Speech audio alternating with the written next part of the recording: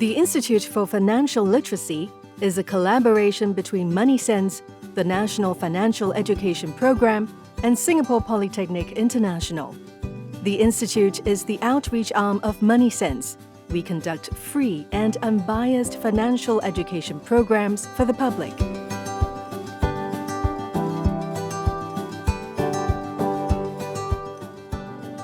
Financial planning for couples. In this series, we will talk about how to draw up a financial plan together, how to plan for your new home, and planning ahead, which covers ways to grow your CPF savings, making CPF nominations, and preparing a lasting power of attorney. This is the first video in a series of 3, and in it, we will cover how to draw up a financial plan together. Finances can be one of the leading causes of stress in a relationship. Planning together can help build a strong foundation for marriage. Understand who is the spender, who is the saver, who will decide on big purchases such as renovations and furnishings for the home, who will handle regular payments like bills and insurance for the household, who will monitor the family finances. Conversations on money matters can lead to a more harmonious relationship, even if you have different habits and roles when it comes to money. Draw up a financial plan together. Drawing up a financial plan together is like building a house. First, you need to understand each other's financial commitments and discuss how to share those responsibilities. Second, set your financial goals. Third, assess your financial fitness. And fourth, implement your financial plan.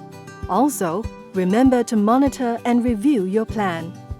Understand each other's financial commitments. Share with each other your current liabilities and responsibilities, and then share why you have them and how you intend to pay. These could be obligations like loans, credit card debt, allowance for parents, insurance premiums. Discuss whether these will be shared between the two of you or whether they will remain as each person's responsibility. Be honest so as to avoid financial conflicts in your marriage.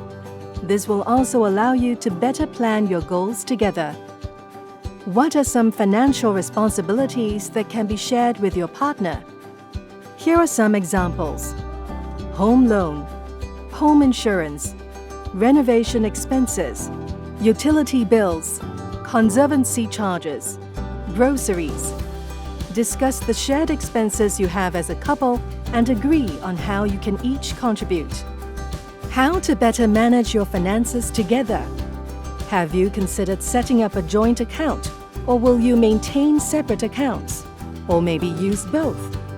There is no right or wrong answer here.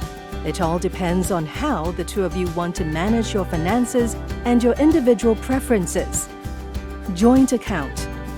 Opening a joint account will work if both parties do not want the hassle of splitting bills, especially when it comes to big-ticket items such as renovations and furnishing. In addition, a joint account has the benefit of helping both parties examine the overall finances of the family, as it allows each person to track the inflows and outflows easily. Separate accounts. Keeping separate accounts is better when both parties have different goals that they want to save for and prefer to track how their own money is spent. Joint and separate accounts. This has the benefit of allowing the couple to keep track of their own spending via their individual accounts and use the joint account for common household expenses and savings. This option offers the best of both worlds. The couple could also set some boundaries and agree on how the money in the joint account should be spent. Set your financial goals.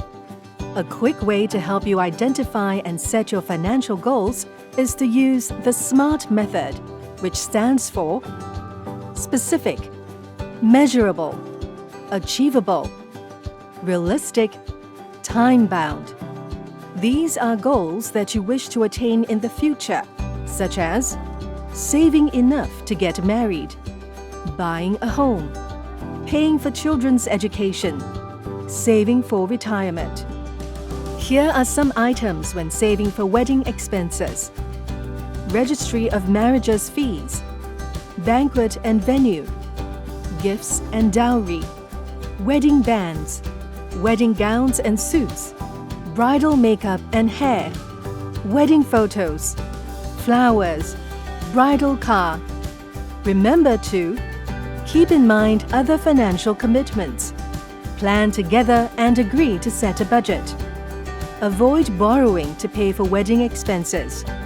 The interest charges for wedding packages are usually high.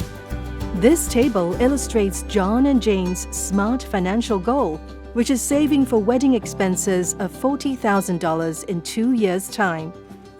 If the amount they currently have is $10,000, then to save the remaining $30,000 within the next 24 months, the action plan is for John and Jane to save a total of $1,250 every month.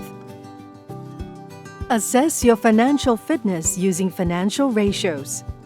Basic liquidity ratio. In the event of a total loss of income, you may have to use your liquid assets to cover your regular expenses. This is also known as your emergency savings ratio. It is calculated by taking cash and cash equivalents, such as savings accounts and fixed deposits, and dividing by monthly expenses. Savings ratio. This ratio shows how well you are building up your savings for your financial goals. It is calculated by taking monthly savings and dividing by monthly take-home income. Non-mortgage debt servicing ratio. This shows the amount of income going towards paying non-mortgage debt. It is calculated by taking total monthly non-mortgage loan repayments and dividing by monthly take-home income. Mortgage servicing ratio. This shows the percentage of your gross monthly income that can be used to service your monthly property loan installment. It is calculated by taking monthly mortgage repayment and dividing by monthly gross income. Interpreting your financial ratios. Just like using health indicators such as blood pressure, cholesterol levels, and the body mass index to determine physical health, financial ratios are used to check your financial health. For the basic liquidity ratio, the recommended range is 3 to 6 times of monthly expenses. And for the savings ratio, it's recommended to be at least 10% of your monthly take-home pay, but save more if you can. As for non-mortgage debt servicing ratio, it's recommended to be less than or equal to 15% of total monthly take-home pay. For the mortgage servicing ratio, it's recommended to be less than 25% of monthly gross income for financial prudence. Exercise care when borrowing, because less debt is always better. Implement your financial plan. Financial planning helps you to take control. To better manage your resources, you need to save. To be prepared for unexpected events, you need to protect yourself and your family. To grow your resources to meet your financial goals, you need to invest. Save. Develop a budget to help you manage your money. Control your money, or else your money will control you. The aim is to take care of basic expenses and put aside amounts for savings and investments. Steps to budgeting. First, create a list of your monthly income from various sources. Then set aside a fixed amount each month to save for your common goals. As a guide, save at least 10% of your monthly take-home pay. Save more if you can. Save before you spend. Plan before you spend by listing your monthly expenses first. Follow the budget closely. You can also use the My Money Sense Expense Manager to review your expenditure and set up a budget. Protect. Insurance is a risk transfer tool to protect against large-scale financial loss in exchange for a small charge known as the premium. There are 3 types of insurance. Life insurance policies can be unbundled or bundled, depending on whether there is a savings or investment component. Term insurance is a form of unbundled insurance. Whole life, endowment, and investment-linked policies or ILPs are examples of bundled insurance. Health insurance policies can cover medical expenses, critical illness, hospital income, long-term care, disability income. General insurance examples include coverage for motor vehicles, fire, property, and travel. Examples of events that can lead to a large financial loss are death, disability, total and permanent disability or TPD, critical illnesses, hospitalization and surgery, and property fire damage. How much do you want to provide for yourself and your family if any of the mentioned events occur? First, list existing insurance coverage and premiums. Decide on events that both of you would like to be insured against. For example, critical illnesses and loss of income due to an accident. Work out a budget that can be set aside for insurance.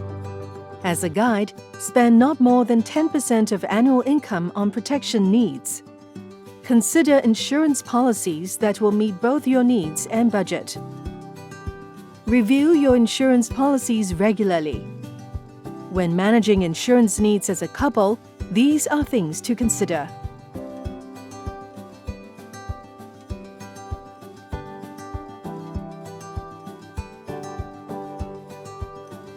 You can use Compare First and the CPF Insurance Estimator in your insurance planning. Here are the links. Invest. Investment is to put money into a scheme, stock, or other financial item, or to buy something with the expectation that it will increase in value. Here are some basic investment concepts. Investment horizon. How long can you stay invested? Investment return. How much do you expect to earn? Investment objectives. Why are you investing? Is it for growth, income, or security? Risk-return trade-off.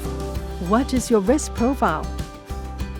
As a couple, discuss your risk profiles and whether you want to make joint investment decisions.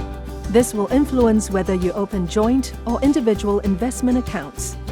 It is important to be aware of investment decisions that each of you is making to avoid unpleasant surprises. Also, make sure you observe the following. Maintain a diversified portfolio. Be realistic with the returns. Monitor your investments regularly. Take note of transaction costs and charges. Understand fully what you are buying and the associated risks. You may have different individual risk profiles. One could be a risk taker and the other could be risk averse. However, you will have different priorities after marriage, so it is important to discuss your ability to take risks and whether you can afford to lose the amount invested. Always remember to monitor and review your financial plan regularly. A good gauge would be at least once a year. Remember to keep track of factors that affect your plans. Save more, reduce expenses, and reprioritize your goals when needed. Monitor the value of your investments and rebalance when required. Here are the key takeaways.